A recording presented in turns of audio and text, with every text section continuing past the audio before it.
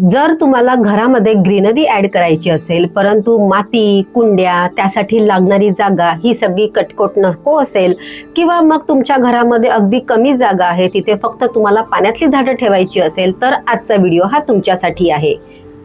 आजच्या व्हिडिओमध्ये आपण बघणार आहोत की नेमकी अशी कोणती झाडं आहेत जी आपण नेहमीसाठी पाण्यात ठेवू शकतो.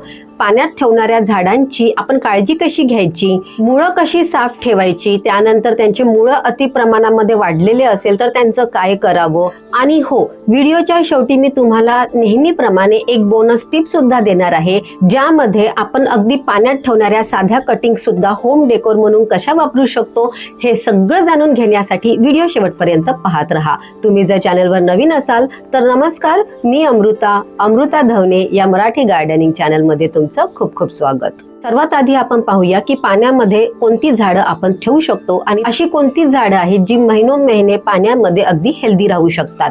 त्यामध्ये सर्वात महत्त्वाचं ऑप्शन म्हणजे स्नेक प्लांट आहे. स्नेक प्लांटच्या सगळ्या व्हेरायटीज आपण पाण्यात ठेवू शकतो. माझ्या घरामध्ये मी महिनोमहिने काही झाडं ही पाण्यात ठेवलेली आहेत. त्यामध्ये मनी प्लांट आणि सिंगोनियम ह्या आणि त्यांच्या व्हेरायटीज ही अशा वेली आहेत ज्या महिनोमहिने पाण्यामध्ये राहून सुद्धा अगदी हेल्दी आपण आरामात ठेवू शकतो. फक्त पाण्यामध्ये आपण कोणती झाडं वाढवू शकतो याबद्दलचा सविस्तर पोस्ट मी चॅनलवर अपलोड करणार, कारण की आता जर मी हे सांगत बसली तर हा व्हिडिओ फार लांब होऊन जाईल. हे टाळण्यासाठी काही दिवसामध्ये मी एक लिस्ट अपलोड करेल, त्याप्रमाणे तुम्ही तुमच्या घरामध्ये ती झाडं ॲड करू शकता. नंबर 1, कटिंग कशी घ्यायची.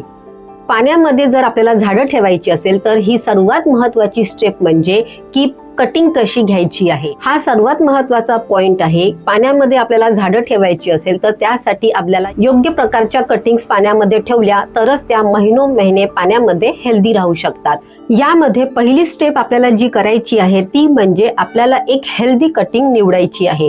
हेल्दी कटिंग म्हणजे काय, जसं आपण जर मनी प्लांट घेणार असू तर आपल्याकडे मातीमध्ये असलेल्या मनी प्लांटची अगदी हेल्दी कटिंग आपल्याला घ्यायची आहे. म्हणजे अशी एखादी स्टेम असते जी खूप जाड असते, हिरवीगार असते, त्याचे पानं सुद्धा खूप शायनिंग असलेले मोठे असतात.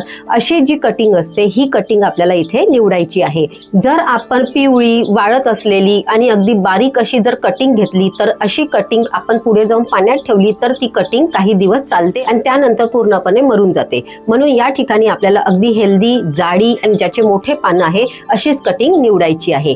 अशा हेल्दी कटिंग्सला कट करताना आपल्याला नेहमी शार्प आणि क्लीन कात्रीचा वापर करायचा आहे. तुम्ही जर या ठिकाणी कटर वापरत असाल तर कटर सुद्धा शार्प आणि क्लीन असलं पाहिजे, जेणेकरून त्या कटिंगला एक शार्प कट बसेल. जर आपण बोथड कात्रीचा किंवा बोथड कटरचा वापर केला तर मात्र कटिंग घेताना तो रफ कट बसणार आणि ही कटिंग डॅमेज होणार. डॅमेज झालेली कटिंग आपण घेतली आणि तिला पाण्यात ठेवलं तर पाण्यात ठेवल्याबरोबर तिथूनच ती सडायला सुरुवात होऊन जात असते. हेल्दी कटिंग घेतल्यानंतर आपल्याला त्या कटिंग्सच्या खालचे जितकेही पानं असतील ते सगळे पानं आपल्याला काढून टाकायचे आहे. कमीत कमी 3 ते 4 नोड्स आहेत, त्या नोड्सवरचे सगळे पानं आपल्याला काढून टाकायची आहेत आणि ही कटिंग्स आपल्याला पाण्यात ठेवायची आहे. ज्याही कोणत्या कंटेनरमध्ये तुम्ही या कटिंग्स ठेवणार असाल त्या कंटेनरमध्ये स्वच्छ पाणी भरून आपल्याला या कटिंग्स ठेवायची आहे. इथे लक्षात ठेवण्याची गोष्ट म्हणजे की कंटेनरमध्ये आपल्याला पूर्ण कंटेनर भरून पाणी अजिबात घ्यायचं नाही आहे. आपल्याला फक्त ते 3 ते 4, 2 ते 3 किंवा 3 ते 4 नोड्स पाण्यामध्ये बुडतील इतकंच पाणी त्या कंटेनरमध्ये घ्यायचं आहे. नंबर 2, कंटेनरची निवड. हा दुसरा सर्वात महत्त्वाचा पॉइंट आहे. आपण कंटेनर कोणत्या मटेरियलचं वापरणार आहोत यावर सगळा खेळ अवलंबून आहे.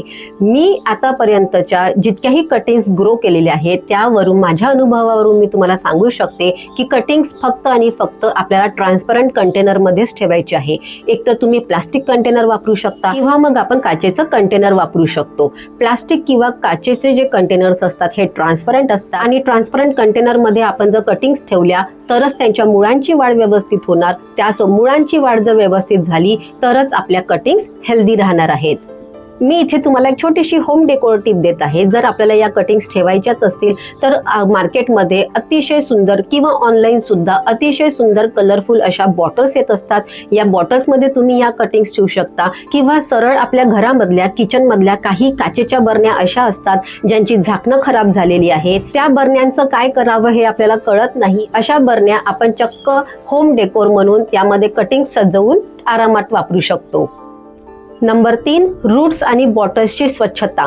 जेव्हा आपण या कटिंग्स नेहमीसाठी पाण्यात ठेवलेला असतो, काही दिवसानंतर या कटिंग्सच्या रूट्सवर आणि त्या बॉटलवर किंवा त्या कंटेनरवर आपल्याला आतमधून शेवाळ लागलेलं दिसतं. हे जे शेवाळ आहे हे इनडायरेक्ट सनलाईट त्यावर पडत असतो, त्यामुळे हे शेवाळ यावर वाढत असतं. तर आपल्याला वारंवार याची स्वच्छता करणं हे आवश्यक आहे. मुळांची आणि कंटेनर्सची स्वच्छता करण्यासाठी आपल्याला इथे जुना टूथब्रश आपला जो असतो त्याचा वापर करायचा आहे. जुना टूथब्रश का घ्यावा, तर कटिंग्सचे हे जे रूट्स असतात, ही रूट्स अगदी नाजूक असतात आणि याला आपल्याला अगदी नाजूक पद्धतीने हाताळायचं असतं. आपला जो टूथब्रश असतो त्या टूथब्रशचे ब्रिसल्स सुद्धा हे अतिशय मऊ असतात आणि रूट्स साफ करण्यासाठी, ते कंटेनर साफ करण्यासाठी टूथब्रशची जी ब्रिसल्स असतात ती अतिशय योग्य आहेत. अगदी हलक्या हाताने आपल्याला त्यावरचं सगळं शेवाळ काढायचं आहे. इथे आपल्याला एक गोष्ट लक्षात ठेवायची आहे की जास्त जोर लावून आणि जोरजोरात आपल्याला हे रूट्स अजिबात साफ करायचे नाही आहे. तसं जर आपण केलं तर आपले रूट्स डॅमेज होऊ शकतात, त्यामुळे आपल्या कटिंग सुद्धा मरू शकतात. नंबर 4, रूट्स लांब वाढायला लागले तर काय करायचं. जेव्हा या आपण सगळ्या कटिंग्स पाण्यात ठेवतो तेव्हा काही दिवसानंतर त्यांना रूट्स यायला सुरुवात होते. ही मुळं सुरुवातीला अगदी नाजूक पांढऱ्या रंगाची आपल्याला दिसतात, पण काही दिवसांनंतर ती लांबच लांब वाढत जातात आणि शेवटी त्याचा एक गुंता तयार होतो, त्या मुळांचं एक जाळं तयार होतं. या ठिकाणी आपल्याकडे 2 ऑप्शन्स असतात. पहिलं ऑप्शन म्हणजे की ह्या सगळ्या कटिंग्स वाढल्यानंतर सरळ त्यांना एखाद्या कुंडीमध्ये, मातीमध्ये आपण ट्रान्सफर करू शकतो. नाहीतर दुसरं ऑप्शन म्हणजे आपल्याला त्या कटिंग्स फक्त पाण्यामध्ये जर वाढवायच्या असतील, त्या कटिंग्सच्या मुळांचा जितकाही गुंता झालेला, जाळं तयार झालेला एक भाग आहे तो पूर्णपणे आपल्याला कट करून, प्रून करून काढून टाकायचं आहे.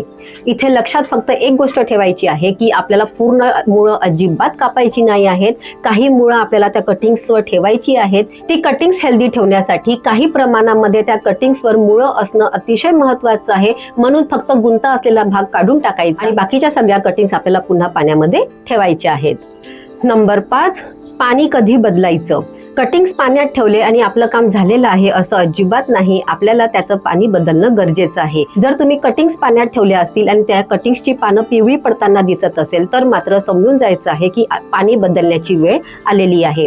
7 दिवसातून एकदा या कटिंग्सचं पाणी बदललं गेलंच पाहिजे. जर आपण हे पाणी बदललं नाही तर मात्र पुढे जाऊन या पाण्याला एक वास येतो, पाणी गढूळ दिसायला लागतं, त्यामध्ये रूट्स खराब व्हायला सुरुवात होते आणि नंतर कटिंग सुद्धा त्यामध्ये सडायला सुरुवात होत असते.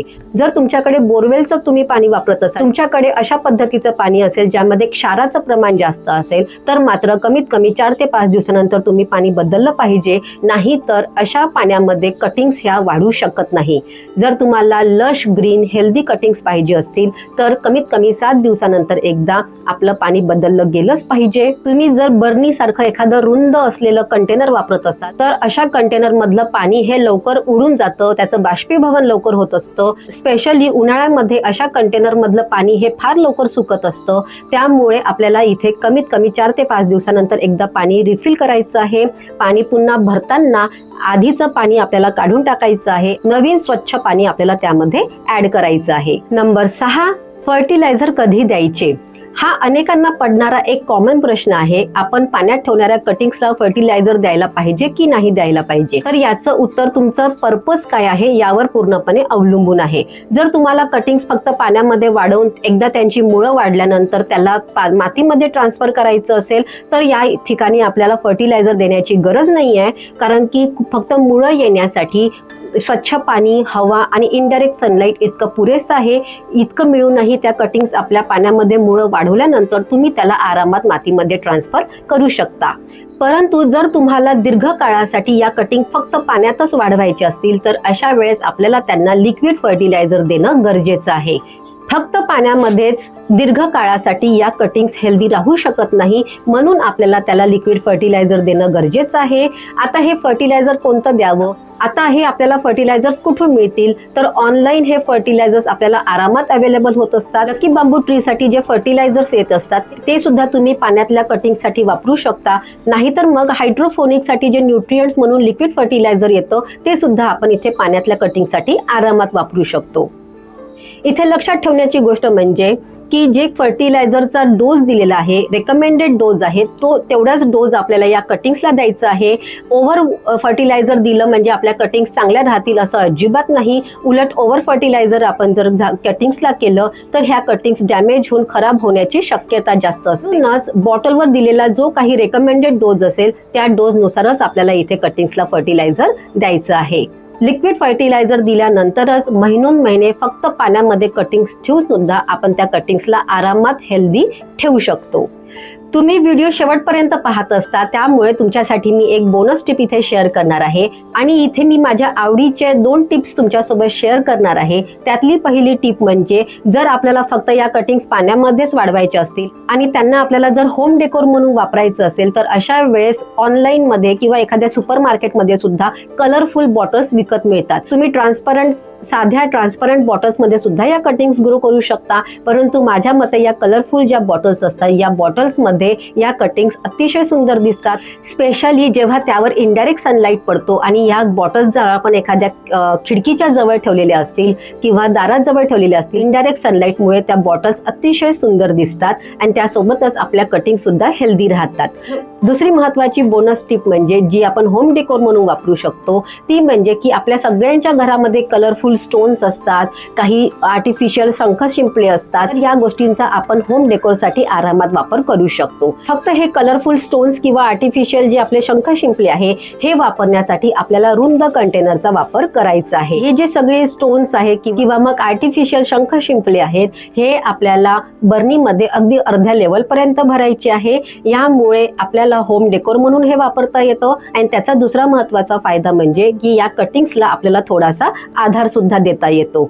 इथे लक्षात फक्त एक गोष्ट ठेवा की जे काही आपण स्टोन्स वापरणार आहोत किंवा आर्टिफिशियल शंख शिंपले वापरणार आहोत हे आपल्याला त्या बर्नीच्या त्या कंटेनरच्या अगदी अर्ध्यापर्यंत फक्त भरायची आहेत. स्पेशली तुमच्याकडे जर कलरफुल स्टोन्स असतील तर या स्टोन्सला एकतर स्वतःचं खूप वजन आहे आणि आपण अगदी दाटीवाटीने हे कंटेनरमध्ये पूर्ण भरले तर कटिंग्सला वाढायला, कटिंग्सच्या रूट्सला वाढायला जागा मिळणार नाही आणि पुढे जाऊन या कटिंग्स निरोगी राहणार नाहीत. म्हणूनच आपल्याला कंटेनरच्या फक्त अर्ध्या लेवलपर्यंत अगदी काहीच थोडेसे स्टोन्स यामध्ये आपल्याला ऍड करायचे आहेत. तुम्ही जर आर्टिफिशियल शंख शिंपले इथे वापरणार असाल तर मात्र तुम्ही थोडं अर्ध्या लेवलपेक्षा जास्त प्रमाणामध्ये इथे वापरू शकता.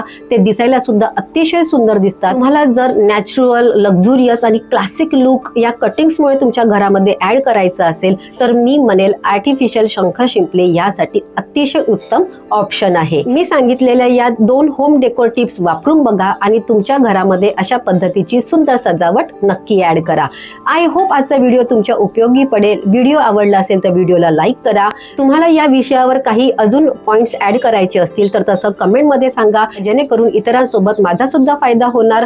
तुम्हाला काही वेगळ्या पद्धतीचे व्हिडिओ बघायला आवडेल का हे सुद्धा मला कमेंटमध्ये नक्की सांगा. अशाच गार्डनिंग बद्दलच्या त्यासोबतच होम डेकोरच्या काही टिप्स तुम्हाला पाहिजे असतील तर चॅनलला अजूनही सबस्क्राईब केलं नसेल तर ते आवर्जून करा. पुन्हा भेटूया पुढच्या बुधवारी संध्याकाळी 7 वाजता एका माहितीपूर्ण व्हिडिओ सोबत. तोपर्यंत स्वतःची काळजी घ्या, झाडांची काळजी घ्या. नमस्कार.